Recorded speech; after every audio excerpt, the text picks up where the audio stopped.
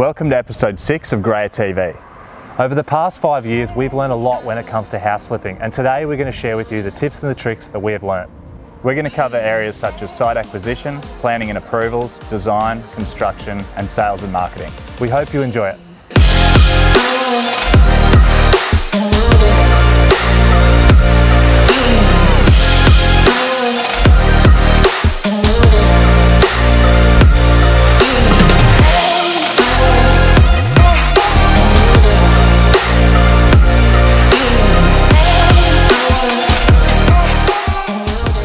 A couple of years ago we did our first actual splitter block, and with that project we learned a lot of lessons.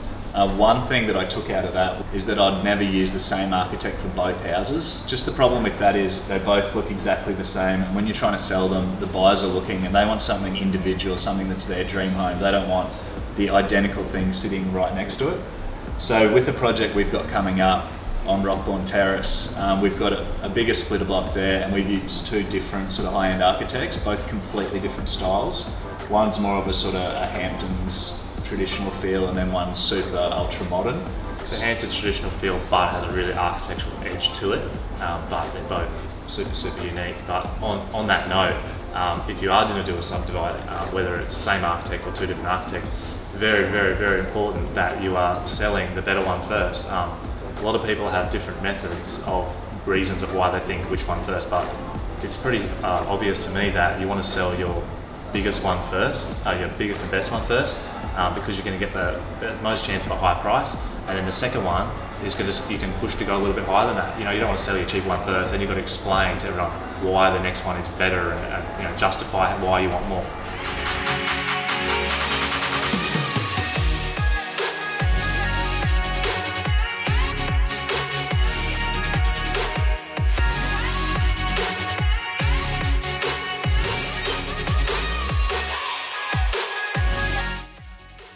It's important when you're setting your budgets to know exactly what you want to spend, and then it's even more important to know which areas are key to get those returns when you sell it. So areas we always focus on would have to be the kitchen's an obvious one, that's a big one. So your kitchen, your entertaining area, that's sort of the area people, when they walk in, they'll sort of think about their family being there, their friends coming over, how they're going to entertain guests, that side of things. So always good to spend a bit more money on your kitchen, and then your master bedroom, because that's where you're going to That's the buyer. That's the buyers. They're going to be in the master bedroom. So those two areas is what we sort of focus on to spend a bit more cash on. And then the other areas like the kids' bedrooms, your guest bedroom, Not as important. Not as important. Your second sort of living area, and you can sort of try and save a bit of money in those areas, because that's not going to get you your resale. Like, it's not essential. Whatever dollar you spend in any development, you just want to get two back, or not so much two, but you want to get more. If you're spending the dollar and you're not getting that back, then that's the things you should cut back on, really. And you just got to decipher what those are.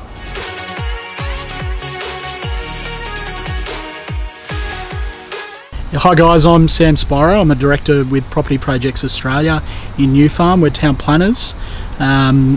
Obviously, town planning is a bit of a dark art. Not a lot of people know exactly what it is, but we're generally the first step in the process when you want to design and renovate or do a new build.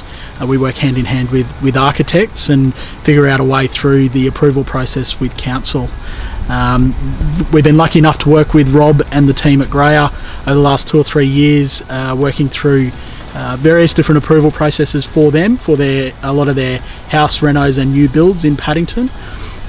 We're always excited to see what the boys dream up with and come up with, and every couple of months we get a new set of plans on our desks, and we're always excited to see the latest and greatest thing about to hit Paddington.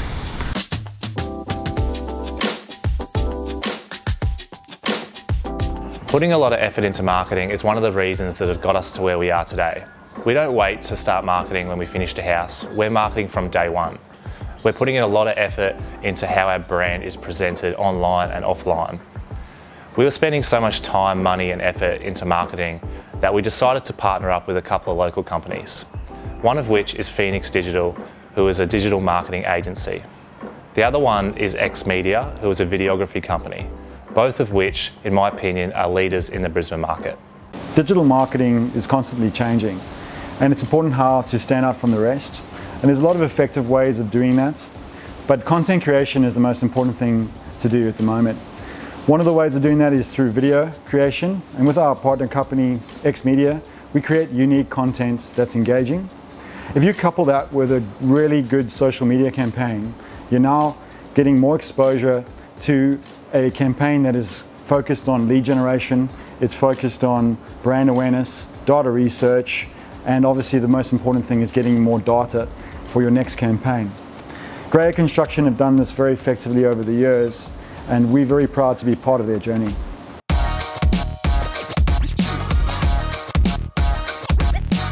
So when you've finished your build or selling any house really, it's super important that you're using the best agent possible. If you're not, you're really shorting yourself money at the end of the day. So all you gotta do is simple search on realestate.com. Everyone has access to it. You go sold, you pick your suburb, you choose your price bracket.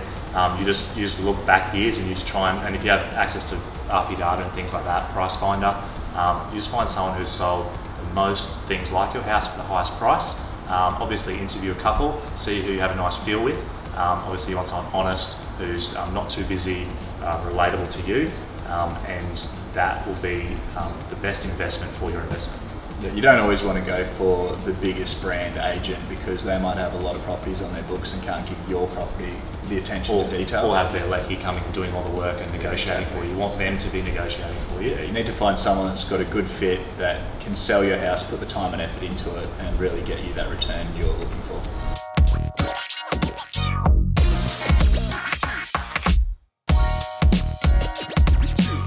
I'm Matt Langish here from Ray White at New Farm and Ray White Spring Hill, and my relationship with the Graya brothers has nourished over the last 12 months. It's been a while where we've had this great relationship talking about everything property, and this year I was able to secure the business to sell both Woodrock and Rhondda, and it's been a fantastic relationship that just keeps growing every day. So the most important factor you need to consider when choosing an agent is you need to choose someone that you believe is going to get you the maximum value for your home. The second thing you'll need to consider is whether an agent has the runs on the board or has sales within whatever price range you may be, whether you're a unit, whether it's a high-end home, whether it's a standard home. You've got to choose someone that has the runs on the board and has an intimate knowledge of everything about the properties within that range. The third thing to consider is that you need to have a strong relationship where there is a lot of trust involved. You need to trust that the agent's doing the activities. You need to trust that the agent's going to get you the maximum value for your home. And you actually just genuinely need to have a great relationship and like each other, otherwise it won't work.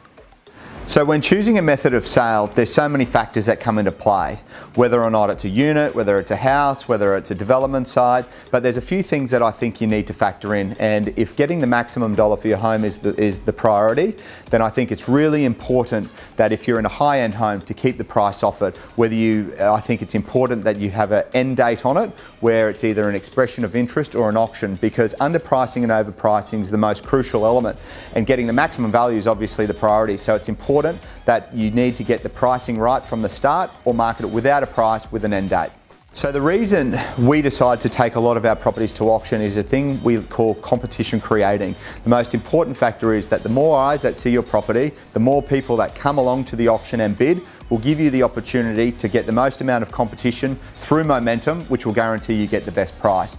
An auctioneer is crucial in an auction process, so having an auctioneer that can read the state of play, that can keep the momentum flowing, is absolutely crucial in an auction process. The other factor is if you have, say, a unit that's got a lot of comparable sales, you need to get your pricing right. So you may do an offers over, you may do a fixed list price, but you need to make sure that your agent gives you the advice to make sure that you've got the price level set at the start. The reason for that is if you price it too high, you're going to miss the market and you might sit on the market for a long time. And equally as important is that you might underprice it, which means you'll undersell it. So getting that price strategy is crucial.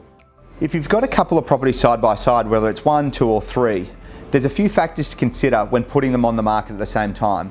If you've got 2 properties that are exactly the same, it could work in a detrimental way where buyers could then put downward pressure on price and you're competing with yourself.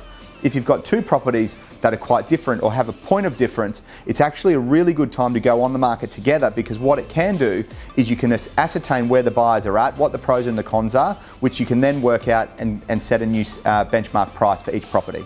Rob and Andrew Gray of Graya have got a very intimate knowledge of both not only building industry but also the property industry. The things that they're doing, they're innovative with their approach. They're pushing the boundaries with not only quality but also education and also knowledge, and they're happy to share it, and it's been an absolute privilege to me to be a part of it. Coming soon on Graya TV. Hey guys, welcome to Upper Cairns Terrace.